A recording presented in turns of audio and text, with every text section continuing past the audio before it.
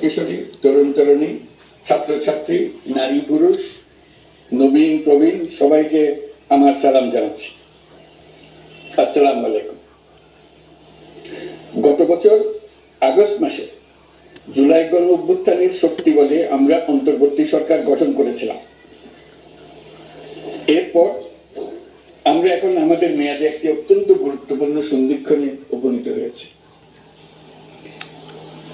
আমাদের সরকারের উপর ন্যস্ত দায়িত্ব ছিল মূলত তিনটি: হত্যাকাণ্ডের বিচার করা, একটি জবাবদিহিমূলক ও কার্যকর গণতান্ত্রিক ব্যবস্থায় উত্তরণের জন্য প্রয়োজনীয় সংস্কারের আয়োজন করা এবং সুষ্ঠু নির্বাচনের মাধ্যমে নির্বাচিত সরকারের কাছে ক্ষমতা হস্তান্তর করা।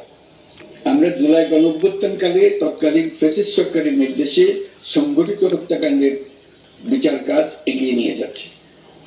এই বিচারের উদ্দেশ্যে গঠিত আন্তর্জাতিক অপরাধ ট্রাইব্যুনাল তাদের প্রথম রায় শীঘ্রই দিতে যাচ্ছে। ট্রাইব্যুনালে আরো কয়েকটি মামলার বিচার চূড়ান্ত পর্যায়ে রয়েছে।